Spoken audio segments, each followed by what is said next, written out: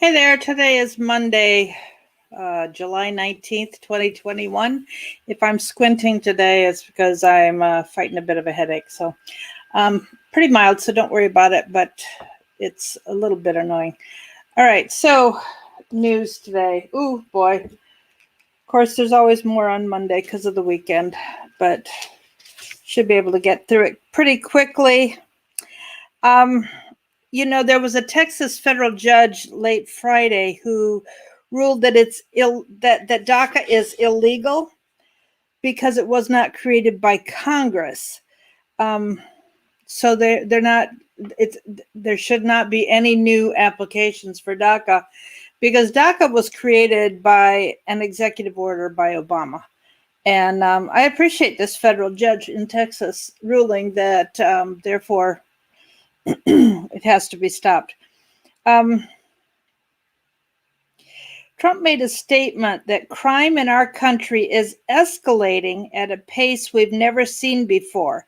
People are pouring through our borders totally unchecked. And his concern was that like we did like under Obama, that he stopped, was jails are being emptied and there are people sent here. So, and then I also read yesterday that last night or this morning, that the military is actually being tasked with distributing these people throughout the country. Just, man, Trump can't get back soon enough, right? I'll tell you, I thought I had followed the things that Sidney Powell and Patrick Byrne and Mike Lindell had said about the voter fraud. But it seems to me that even more is coming out now than even what they had before or than what they had released before.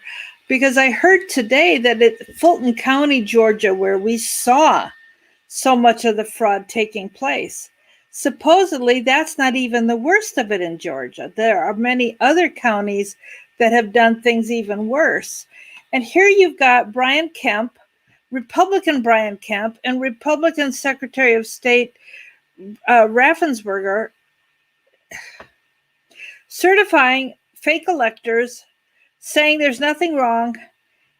So why are they suddenly changing and wanting something done?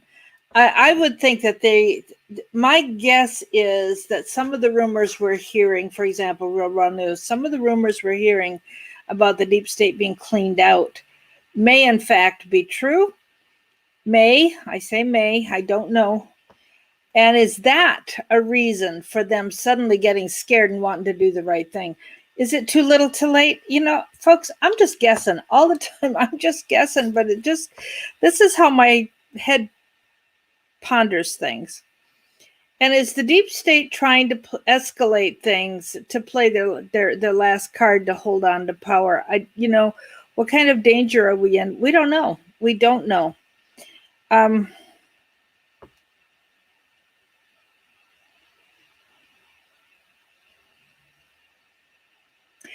Wendy Rogers,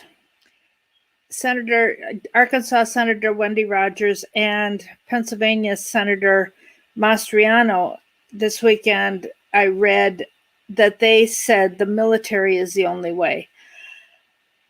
So, apparently the military has everything because, when the Electoral Commission that Sarah Huckabee Sanders was leading, and Larry was on that group, with all his knowledge about cheating that's been going on for decades. I mean, let's see, we got 22 decades in this, and 3 decades takes us back to Clinton, plus you go back, so we're talking 4 decades at least that Larry was very aware of. So 1, 2, 3, 4 decades. So Trump so they knew what could happen. And surely they knew about the machines that have been used around the world and the fact that Smartmatic machines were what overthrew the largest democratic government in South America, Venezuela. That's what got the communists into power there. So, to see what they're doing. But I will say Larry was really shocked to realize how much bigger this was than he had ever realized before. So Trump keeps saying, "Where's Durham? Where's Durham?" And John Solomon said he has actually subpoenaed and called witnesses before a grand jury in D.C. And then my opinion is Durham is keeping that secret, as Larry told us a grand jury is supposed to be, because you keep grand jury secret just in case, because the defendant can do nothing to defend himself in a grand jury. That's why the impeachment impeachment process in the beginning, what is done in the House is like a grand jury, and then the trial is in the Senate, where you bring forth witnesses and so on, and a defense can be mounted. There's no mounting of a defense in a grand jury, and so therefore everything should be kept secret so that the people who are being investigated don't even know they're being investigated. And what the grand jury does is it decides if there's enough evidence to proceed to a trial. So it's an initial step. And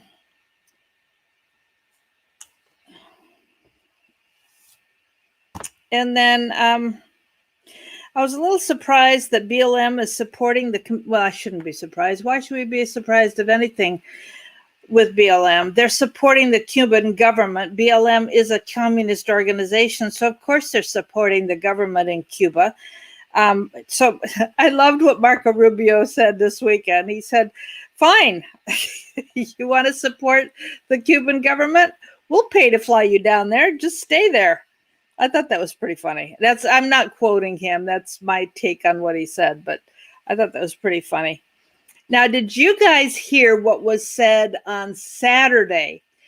There's a gal called who goes by the moniker of Nancy Drew. She would not be quiet. She should have shut her mouth so you could hear more clearly. But she was walking along the behind what was fenced off at the Capitol. And she said, "Man, something's going on. And she completely missed the police dispatch. But I listened to somebody who was able to, there's a computer process where you can take out the front voice and project up what's happening in the background.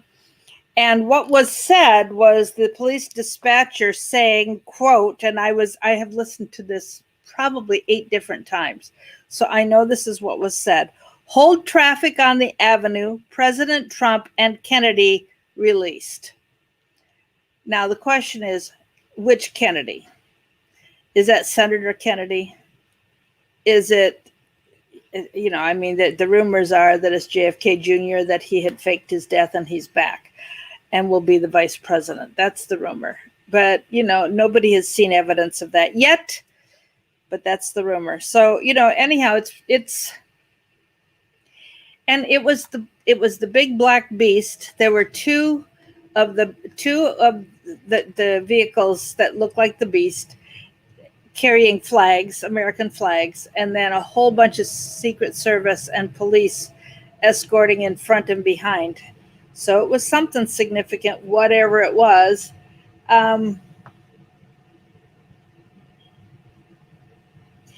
Diva, yes, I've heard that actually several times, that Maricopa County given $3 million from Zuckerbucks. I like that, before the election. Yeah.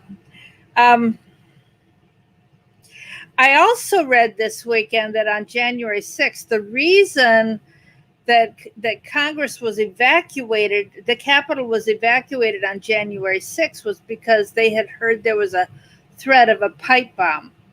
So no wonder they were so frightened, because they thought somebody was going to blow the place up. And of course, when you have created so many lies about President Trump, and so many lies,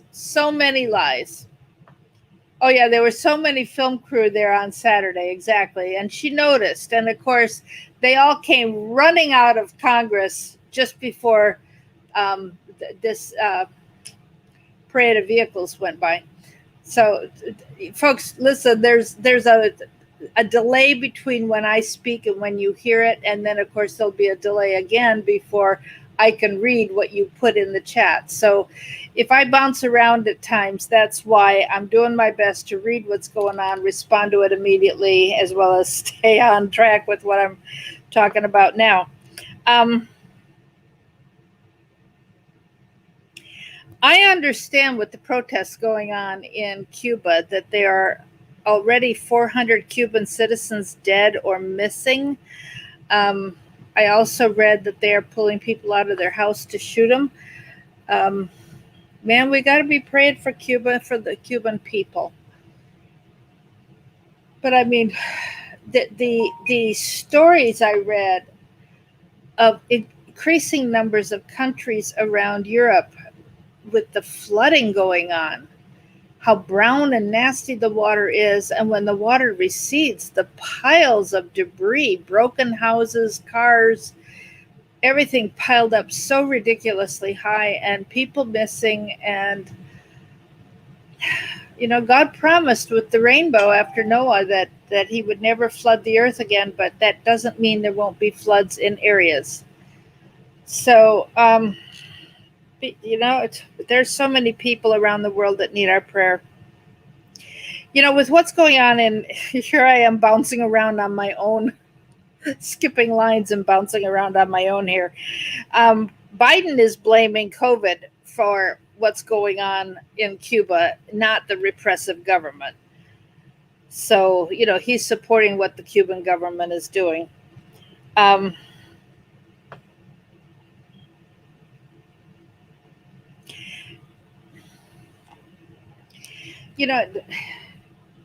in my opinion, this story about Cuba is coming out of the Telegram account, The Great Awakening. In my opinion, they're changing the rhetoric, for example, regarding Cuba, because the younger generation has not been taught real history about communism. They don't know.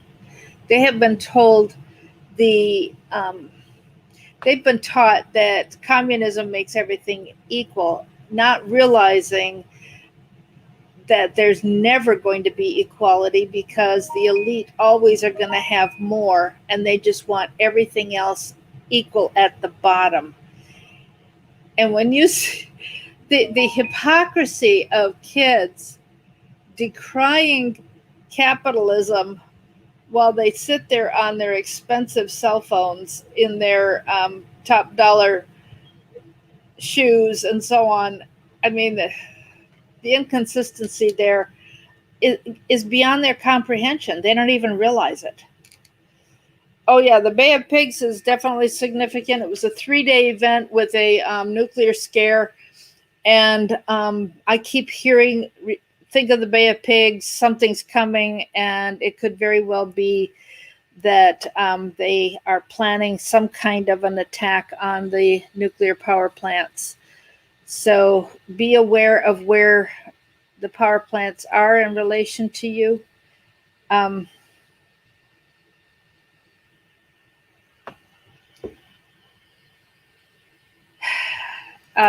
Yes, food and medicine being rationed. South Africa is a mess.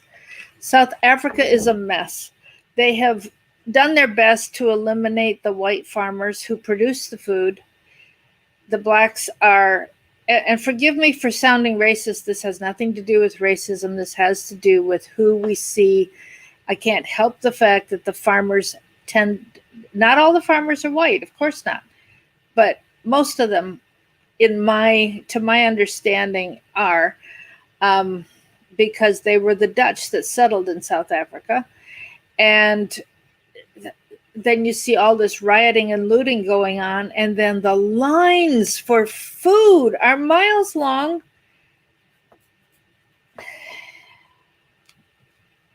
Yeah, it's all well, it's it's all about creating havoc for the one world government, because they create the problem and then they will be the solution.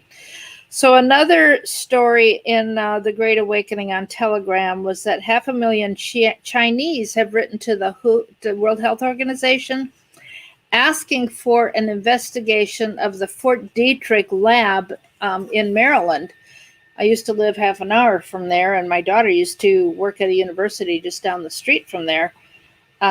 They are storing Ebola, smallpox, SARS, MERS, and a new strain of coronavirus. I mean, Fort Detrick is a level 4 lab.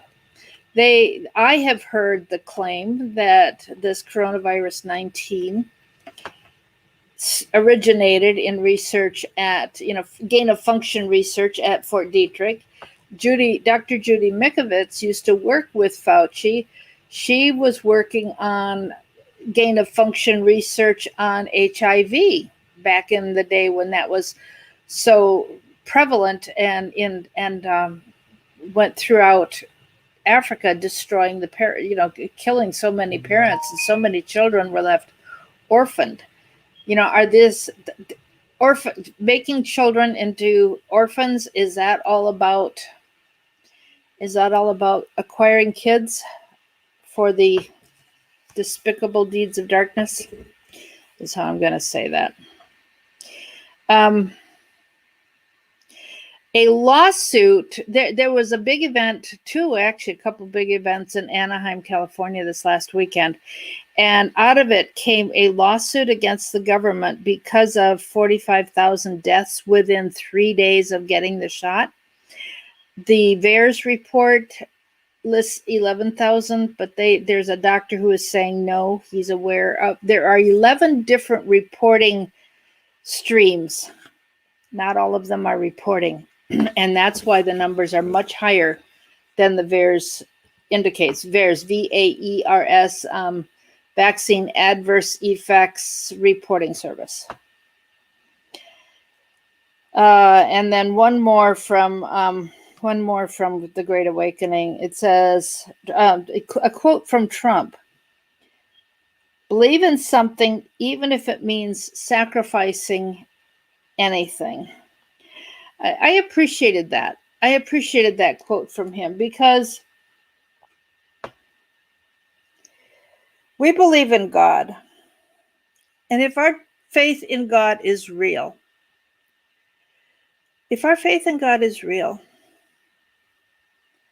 then we have to be willing to make sacrifices that God calls us to. I think of Isaiah 6:8, "Who will go for me? Whom shall I send?" And Isaiah said, "Here am I, send me." I can certainly relate to that. One more thing on the election stuff. I read today that Karen Fann, who's the president of the Arizona Senate, I read that she can decertify. And I was surprised, because it was just a statement. It didn't have a whole article with it, or at least if it did, I didn't read the whole article. Said that she can decertify the election. Well, if she has that power, will she use it? Will she use it? There's a trillionaire named Dan, I don't know if it's Pena or Pena, Pena. I know usually in Spanish it probably would be Pena, but he's a trillionaire, and he's giving a whole series of classes on YouTube. He comes out every couple of days with a new video. And I haven't watched any of them, but I subscribe, so I see the titles come up. And his one today talked about being nice never works. Well, that's interesting in the light of some of the things we're going to read today in Proverbs. Here's an interesting one. In Germany, fuel prices skyrocketed and as a result, in reaction, in 1 hour, people abandoned their cars and walked home. There were over 1 million cars abandoned on the highway, and so they lowered the prices back. That's the power of our voices collectively, right? All right, to transition now into the word. I'm reading through Psalms. I'm still in the middle of it. So I was reading this morning Psalm 89, verses 15 and 16. Blessed are those who have learned to acclaim you, the Lord, who walk in the light of your presence, O Lord. They rejoice in your name all day long. I've mentioned many times how much I appreciate Pam and her positive attitude, and how hard I am working and feel extra motivation and support because of who she is and what she has learned, and how her learning is helping me to do more about focusing on loving the Lord in the morning. Psalm 94 that I also read this morning, I'm going to start at verse 9. I'm just going to read a few of these verses. Does he who implanted the ear not hear? When I think of what the deep state's doing, these, and just anybody and everybody, God created the ear, so of course he knows how to hear. Does he who formed the eye not see? I mean, it's like, duh. Does he who disciplines nations not punish? Does he who teaches man? So he teaches man. Does he lack knowledge? The Lord knows the thoughts of man. Verse 12, blessed is the man you discipline, O Lord. And of course, last week I referred to Hebrews 12 and the passage on discipline over and over again.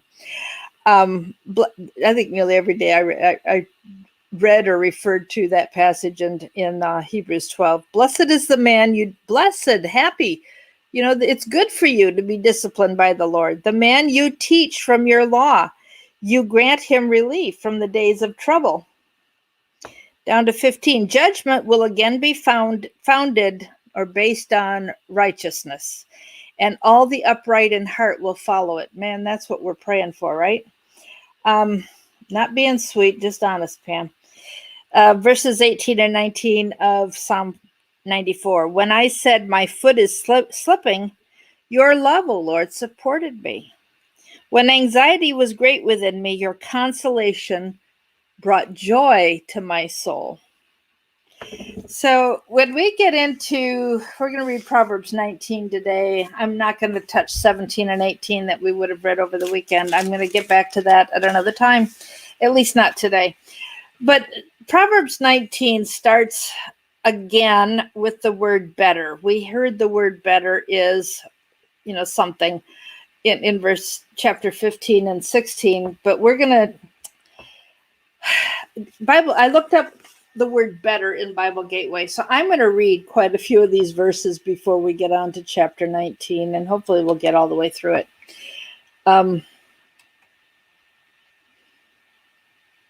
Knowing what is better in God's eyes, I think, is important. So we got 1 Samuel 15:22. Samuel, the prophet, the leader, the judge of Israel at the time, as King Saul comes in, he's still considered a prophet, even though he may or may not still be a judge. But he tells Saul, it's better to obey than sacrifice. Saul had been told to wipe out a city, go to war, and they were not to take anything. They were to kill all people, all animals, and everything. And he allowed the people to bring home the best of the best, and told Samuel that, the people took it and we were going to come and offer sacrifice.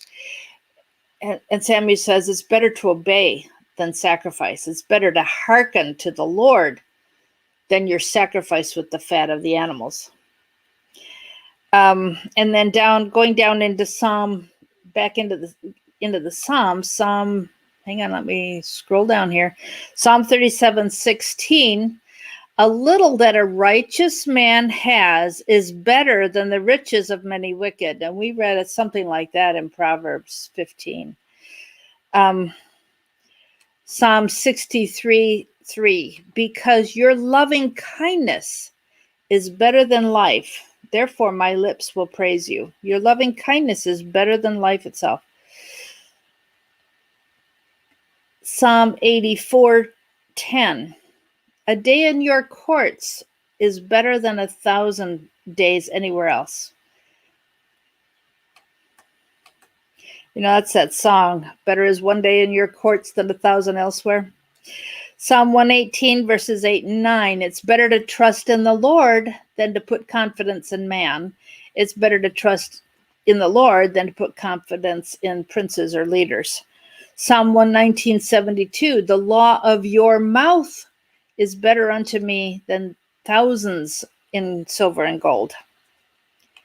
Now we're going to get down into Proverbs, chapter 8, verse 11. Wisdom is better than rubies.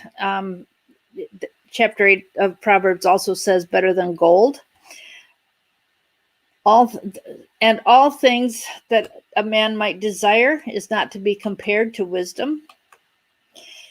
Proverbs 15, verses 16 and 17. Better is this we read on last week. Better is a little with the fear of the Lord than great treasures and trouble with it. Better is a dinner of herbs with love than having an ox in the stall and hatred in the family. Proverbs 16, verse 8. We read this on Friday. Better is a little with righteousness than great revenues without right. Proverbs 16 and 19. How much better it is to get wisdom than gold, and to get understanding rather than chosen. And to get understanding is rather to be chosen. It's better to be chosen than silver. Verse 19. Better it is to be of humble spirit with the lowly than to divide the spoil with the proud.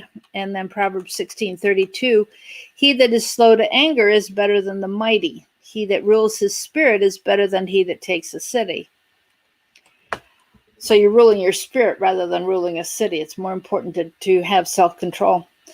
Now, we didn't get into Proverbs 17. We'll get to that at some point.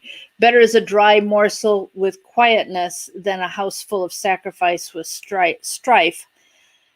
We're going to read in chapter 19 today, and then Proverbs 21, 9 and 19. Better to dwell in a corner of the housetop than with a brawling woman in a wide house.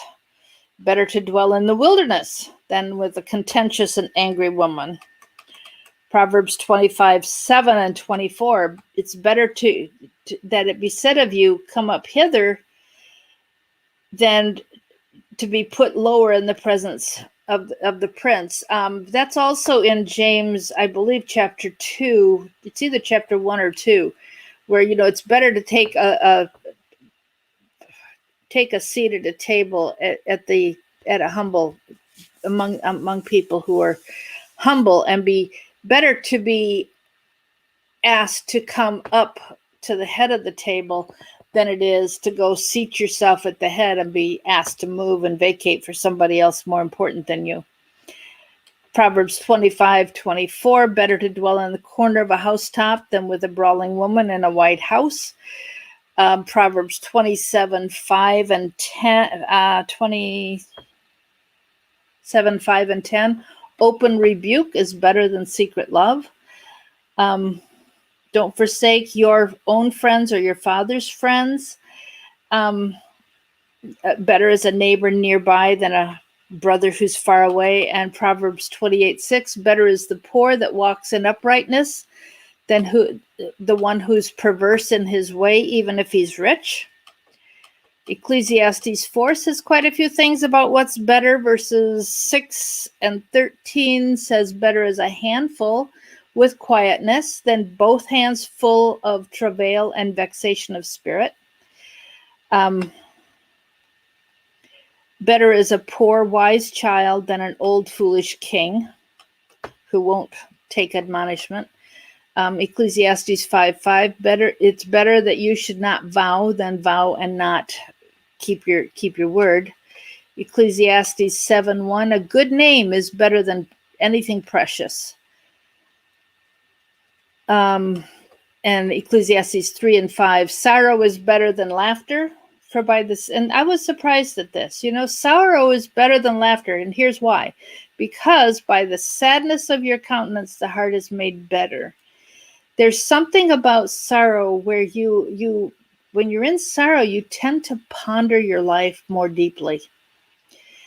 And then verse Ecclesiastes 7:5, it's better to hear the rebuke of the wise than to hear the song of fools. Okay, now that we've done that, let's get into Proverbs 19. I just thought all this stuff about the what's better was, I just love all the cross references in the Bible, and so looking at many of them, I think is kind of a fun thing. It's fun for me. I don't know if it is for you, but it's fun for me. It's actually fun. Yeah, so that's the right term.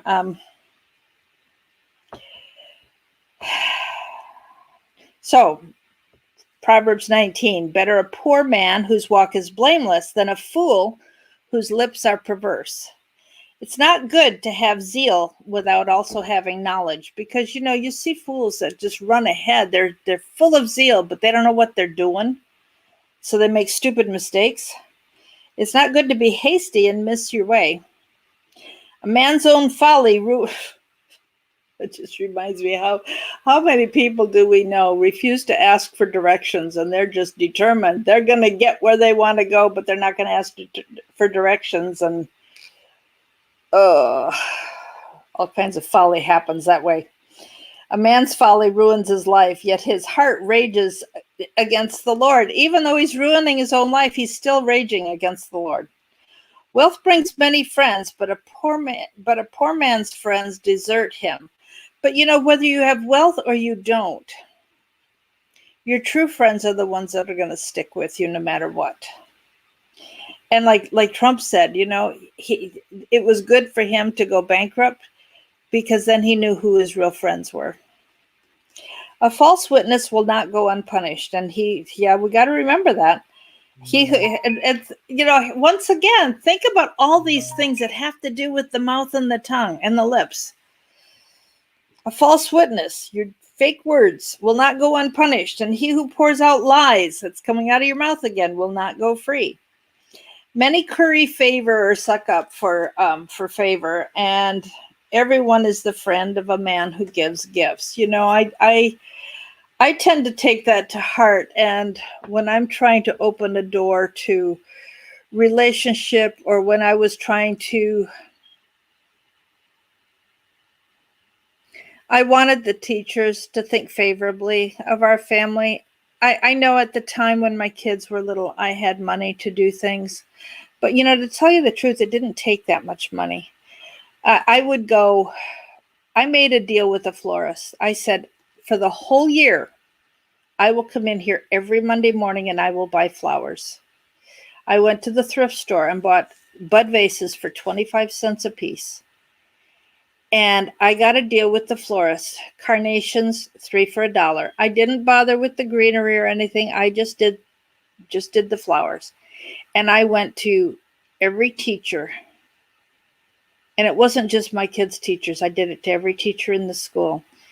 And I did it that year. I mean, it was costing me, back then, I don't know, $20 or $30 a week.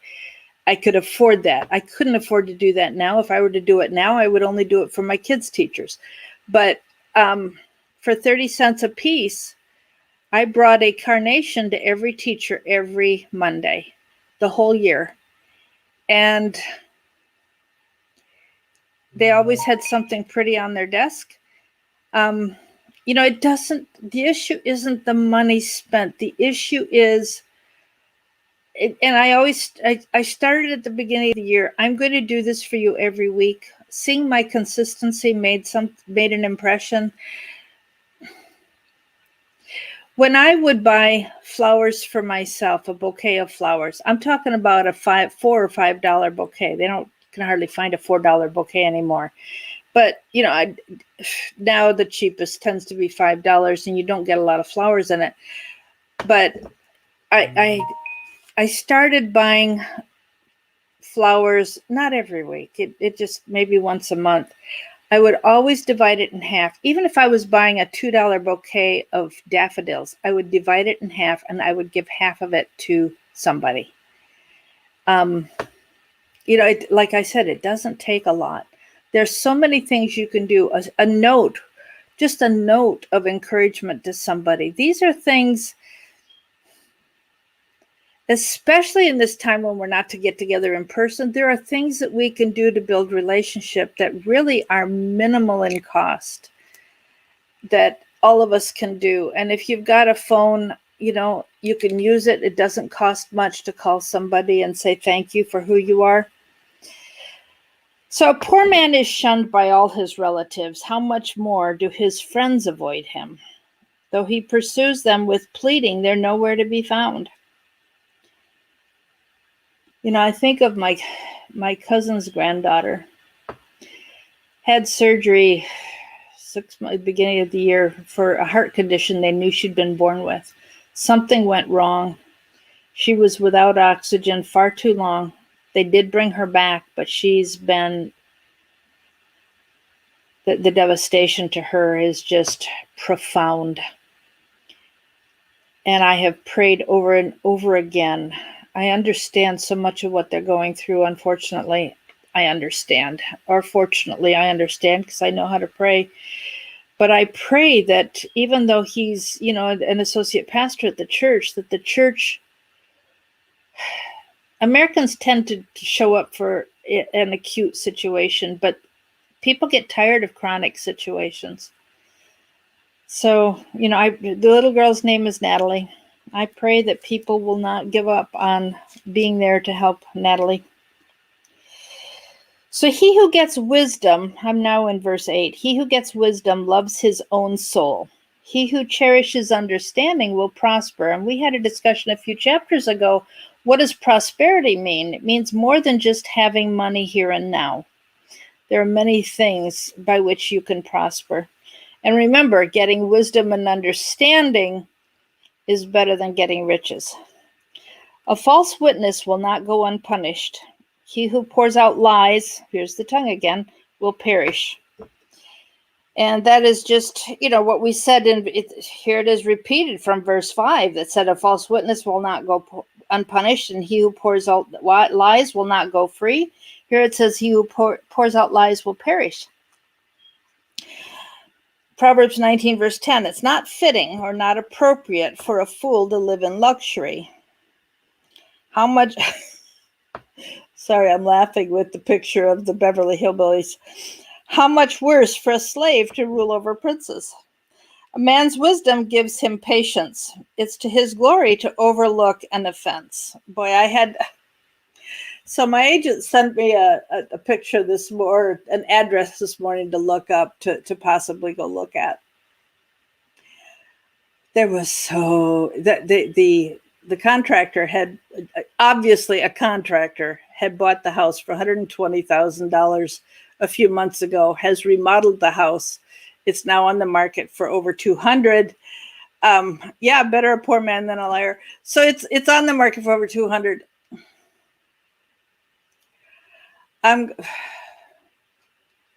I don't want to badmouth where I live, but I'm going, where did this contractor get the ideas for what he did to, quote, improve this house? I just wanted to smack my head. I wanted to write volumes in all the things that were, in my opinion, should have been done differently. All the things that have been popular in the past that he was trying to do in what seemed like a wannabe state that didn't pull off well, or that trends that have now exited, no longer trending. And I just had to bite my tongue. I bit my tongue, but of course I'm not biting it now. But I wrote to my agent. I said, I wrote a whole bunch of stuff. I was answering her text, and I was listing all the things that were, and I just said, no, I erased it. I said, I have bit my tongue on this, but boy, is it hard. So it's a man's glory to overlook an offense. I just said, I have bit my tongue. I hope this contractor isn't a friend of yours. I will pass. We're not going to go look at it. But it's like, wow, this is overlooking a matter sometimes can be really hard to keep your mouth shut, right? A king's rage is like the roar of a lion, but his favor is like dew on the grass, very welcome. A foolish son is his father's ruin, and a quarrelsome wife is like a constant dripping. Boy, we went through a couple days ago, or beginning of last week, some of the things that have been said about the foolish son, and how it affects the mother and father. Houses and wealth are inherited from parents, but a prudent wife comes from the Lord. And I don't remember if it's in this. No, it was in something I read in Psalms today. It's talking about the importance of leaving an inheritance, not just to your children, but also your grandchildren. Laziness brings on deep sleep, and the shiftless man goes hungry. Now, the need to sleep is more than just laziness. So don't associate all sleepiness with laziness. There are plenty of other reasons to need sleep, not just stay there. He who obeys instruction guards his soul. He who is contemptuous of his ways will die. The one who is kind to the poor is lending to the Lord and will receive from the Lord for what he has done. Discipline your son, for in that there is hope. Don't be a willing party to his death. Boy, I saw. Oh, I'm not even going to go there. Never mind. A hot-tempered man must pay the penalty. If you rescue the hot-tempered man, you're just going to have to do it over again because he hasn't learned self-control. That's my addition at the end there. Listen to advice and accept instruction. In the end, you'll be wise.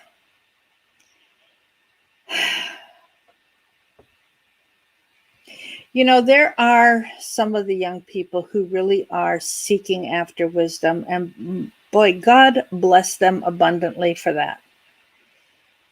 But there's an awful lot that have an arrogance about them that Google's enough and all they need, and the lack of wisdom among that generation is appalling. But there are the exceptions, and thank God for them. Many are the plans of a man's heart, but it's the Lord's purpose that prevails. So there's another chapter here that starts out that, I think there's another verse that talks about how a man plans his steps, but God is the one that determines what will happen. What a man desires is unfailing love, but it's better to be poor than a liar. Remember, liars end up in the lake of fire. Revelation 21:8. Hey, Zachary. The fear of the Lord leads to life. The fear of the Lord leads to life. Then one can rest with contentment, untouched by trouble. The sluggard buries his hand in the dish and won't even bring it back to his mouth. Well, that's a bit extreme, but the visual is there. Flog or spank a mocker, and the simple will learn prudence. Rebuke a discerning man, and he will gain knowledge. He who robs his father drives away his mother is a son who brings shame and disgrace. Stop listening to instruction, my son, and you will stray from the words of knowledge. And of course, over and over and over again in Proverbs, he talks about getting wisdom and getting knowledge and understanding. A corrupt witness, here we go with the false witness and over and over. Now a corrupt witness mocks at justice, and the mouth of the wicked gulps down evil. Penalties are prepared for those mockers, and beatings for the backs of fools. So, when I read that title by Dan Pena, the trillionaire who's giving these lessons on how to be wealthy, And he said, what did he say? What did he say today? I read it earlier. He said, being nice never works. Not if you want to take advantage of people, that's for sure. But, how does Proverbs 19, how did this start? The first verse, better a poor man whose walk is blameless than a fool whose lips are perverse. So, there's more to life than riches, and the love of money is the root of all evil. Not money. Money is a tool. Money is only a tool to be used wisely. So enough preaching of that today. Brawling women. We see some of those in Congress, don't we? I can think of several names come to mind, but I will let that go. I think you can think of the ones that I'm thinking about.